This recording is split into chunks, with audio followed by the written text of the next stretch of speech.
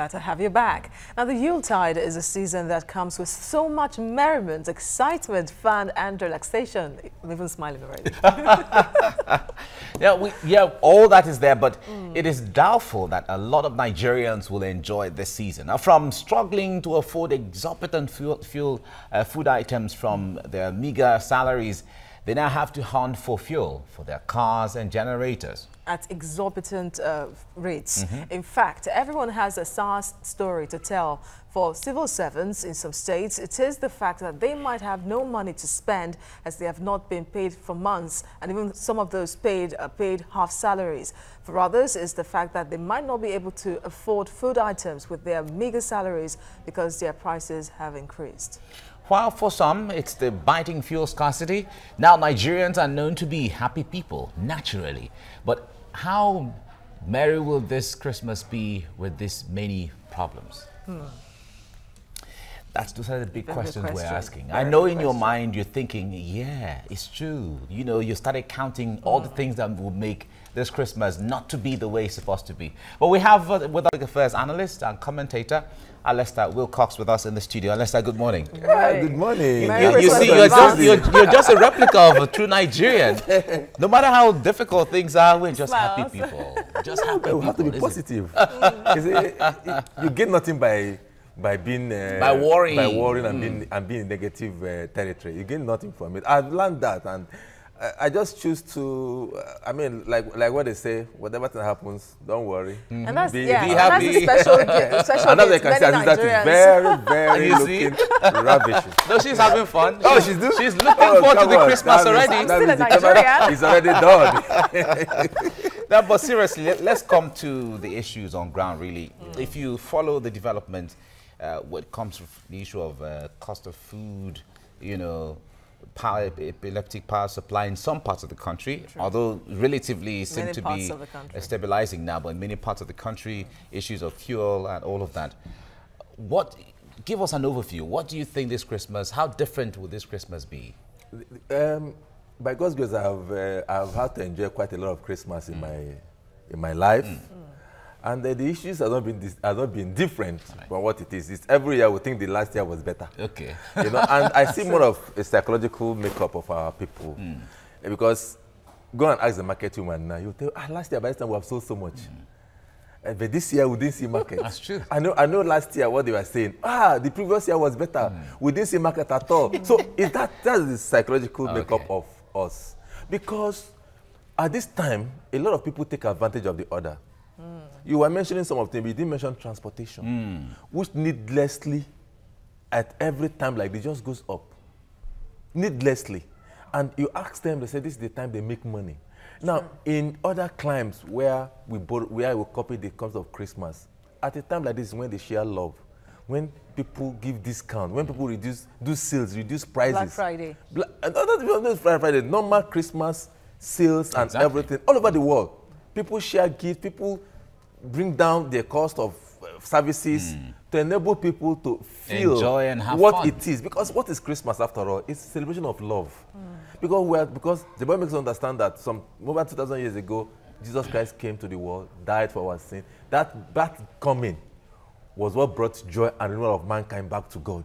So it's a time of celebration, it's a time of merriment and happiness. But in our climb, we're not turning to a time of money making, a time of depriving the other man or fleecing the other man of whatever thing he or she has, which is the sad reality. And we have carried this thing over and over and over and over along the years. And people just felt, oh, this is the time people spend money, therefore it is my turn. So does it mean that we cannot really put the blame now on the doorstep of the government? Government has no responsibility at all. Not even, you see, most times we just wake up and we blame government for everything that happens. Because some would say that Nigeria just slid out of recession, things are expensive at the market, so yes. Let me correct that. That somehow is I visit the market a lot. Things are not expensive in the market. As a matter of fact, things has come down drastically. Okay, I think as is that who goes to the market? I go to the market. It is you to I argue. just finished shopping. I just told you backstage. Did you say I just told you backstage. Did you backstage. say drastically reduced? I mean, after today's program, yes. The next time you talk to me, I'll be in the countryside. That's nice. So I'm not going Celebrating Christmas. Celebrating Christmas. So you went to the market and you know the market. cost And of they things. reduced drastically? What I'm saying is, if you compare, I know you went to the market. If you do drastically. No. If you do year-on-year comparison, you see, and I say most of this is psychological. We just have this impression that everything is bad, but I'm looking at the positive side, because if you take the main commodity that people are always shouting, we've been shouting in the last since Buhari came to power. Rice, 25,000, 50,000. How much is the price of rice today? I just bought. So, but I'm not here to advertise rice. But what I'm saying is, relatively, there is no that so-called skyrocket that we call it. And I wasn't happy with your reporter yesterday, talking that fuel in Lagos is 400 naira per litre. I felt very bad. We cannot be giving the wrong, because it's not true. No, it's true. No, except you go and buy, I'm coming. Except you go and buy those. There are some filling for stations. 500 naira per litre. In Lagos, yes. In Lagos, yes, I can tell you that. And did you copy it? I can tell you that. In Lagos, that even yesterday, I was fortunate. Let me not say I was fortunate. And since this issue of fuel, I see what people go through. But somehow, I have been very fortunate that I wouldn't have come here, because since Sunday I didn't have fuel. But yesterday, as I was driving at Alagomeji, I just saw the station there with a very, very long queue and a very short queue. I entered the short queue, and in 30 minutes, I'm out. That's good. Fortunate. So, but you see, I know that in some part of the country, like in the East, somebody was saying it's 200, it's 250. These are not government made. Yes, there is issue. Must we capitalize on every issue, supply issue? We have had this problem of fuel supply for over last year. There's always a multiplier effect to everything. No. The point there is, it shouldn't be. The foundation is there. When The the foundation foundation is is bad, wrong, yes. a lot of things will crumble. No, but so the point there is, if the government creates an avenue, or maybe out of neglect, decided not to create a conducive environment, people will build on it. So how will government? Exactly. So how will now government go to the farm to bring like Adidas talk now? Tomatoes and pepper. Well, is that also government? Bringing them to now, wherever. If I do, I'm an accountant. I'm an accountant. If I do the cost of services, cost of goods and services, transportation cost is the least cost.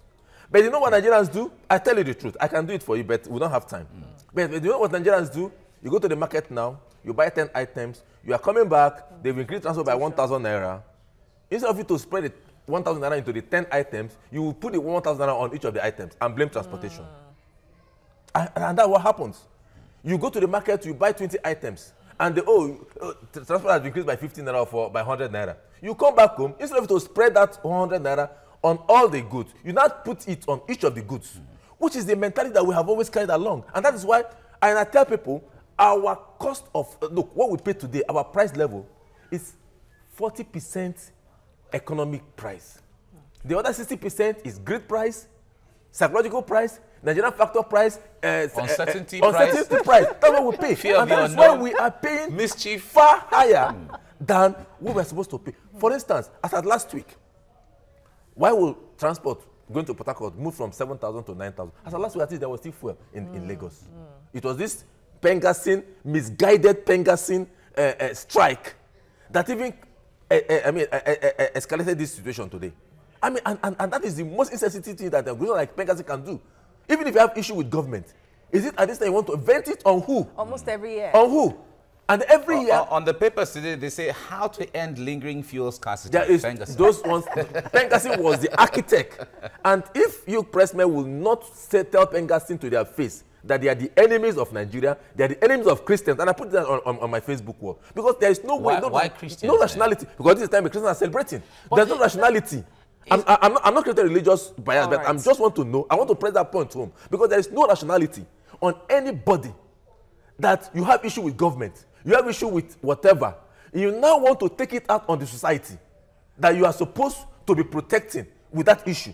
Because with the issue you have in government is that you want to serve the society very well. You now want to protect and look at what you have, look at the ripple effect. Lagos had no issue last week until this Saturday, Sunday, when this issue happened. So these are the facts. So people take advantage of other people in this situation, and you not start blaming government. All right, let's because of time, let's delve into the issue of salaries. Yes, Mr. President gave an order, or let's say urged state governors to ensure that they pay up salaries before Christmas. Yeah. Here we are. Not so many of the states actually paid salaries. Because, you see, that's again the thing. I mean, in the station I was discussing this issue when Sanusi said leaders should go for psychological drug tests. And this is, you can see it clearly. Governors, look, this president, I don't know why we're not even appreciating and celebrating this president. This president, I remember when he came in 1984. This situation was, this salary, backlog salary was there. In fact, a state like Bendel then, was a Kanta, when they call Kanta, you know, in table tennis, you are owing 21 months salary, either 13 or 21 months salary. And the thing he was doing in 1984 was to pay salaries of workers. He now came back again to inherit this same problem. And he now called governors, give them, what they call it, bailout, loans, Paris Club reform. Say, look, pay workers, because when you pay workers, when you pay people their salaries, you are creating a multiplier. What is economy? Economy does not flow from heaven. But economy is a people's activity. It's people activity, multiplier effect. Liquid cash. Liquid cash. That is what an economy is. Everybody is saying, oh, economy is bad, economy is bad. They don't even know what economy is. It's multiplier effect. It's a people's salary. And governors will tell you, the other day, Fire was saying that it's not only workers that are in the kitty. The artisans, you want to go and sew clothes for the artisans and for the school. What kind of mentality is that? So, this time to happen last year. Pay workers, they will not. States that even have the capacity, the muscle. Some states even want to pay half salary. They now say they want to pay half salary. What mentality is that? Your first priority is to make sure that the economy is liquid. And how does the economy be liquid? It's when you pay, when services are done, they are paid for. Not waiting to embark on white elephant projects that will not make funds to flow within the system. You will now take your kickback. You will now take everything. Not even economically viable. Very, very viable. So let it not be that they will not pay today. And like what happened last year. I went to Port Harcourt last year, and there was no cash because they pump in money on the 23rd or thereabouts. And when they paid that day, there was nowhere. That is, the whole ATMs, the whole banks couldn't raise cash. And that was what they. I don't know why people just keep punishing people. There's no cash anywhere. So maybe somebody would not pay today, and then everyone will not clog ATM to go and get money. In fact, there are queues on ATM machines already across. That is it. Wow. You get even with those dirty monies. I went to the bank and I said, "Can I have something a bit decent?" You know, when you're traveling home, you know now. Something a bit decent. I mean, they said they can't give me. You know, so even with those dirty meats, you can't find them. So why are we being wicked to ourselves, even at a time like this? I think we need sound moral rebirth. We need sound religious rebirth. We just mount religion in this country. It touches us nowhere. But it seems that we say this every year, and then by next year, we hit the reset button, and then we start all over again. Because it's student that is not learning from its yesterday. I don't know how he can make his tomorrow better. We have this mentality of, this ecological mentality of, just, raise issues.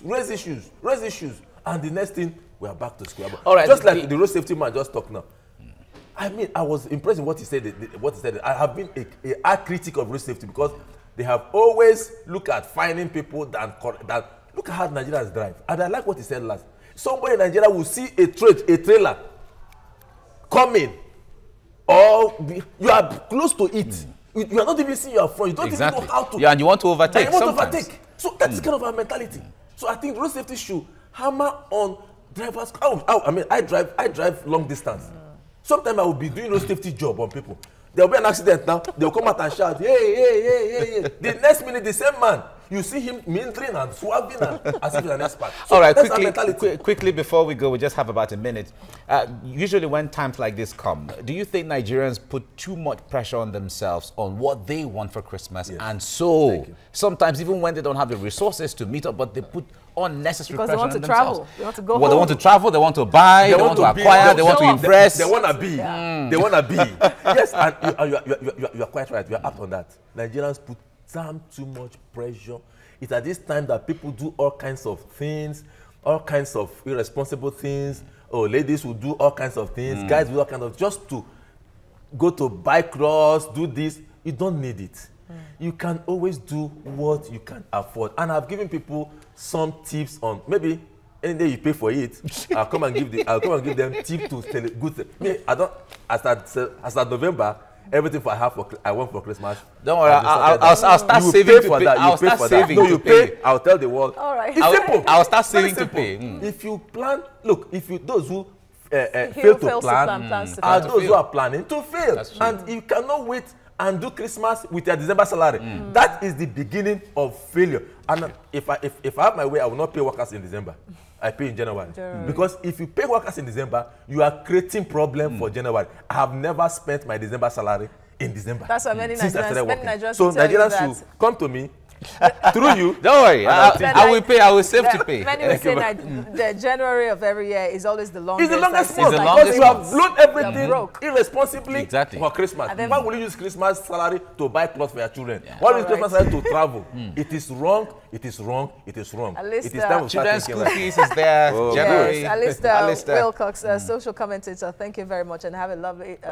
I sure will do that. And I want to say Merry Christmas to all esteemed viewers and a prosperous 2018. Be positive, and be positive. And indeed, it brings to mind again what former President Olusegun Obasanjo said, that what Nigeria needs is a restructuring of the mind. Exactly. I agree with you. Thank you. Thank you. All right, let's go for the news update for the time, as Blessing is standing by already to give us that. And when we come back, we'll be discussing other issues, especially the call recently by the Emir of Kano that leaders should go through tests, different kind of psychological and drug tests. Stay with us on TVC Breakfast.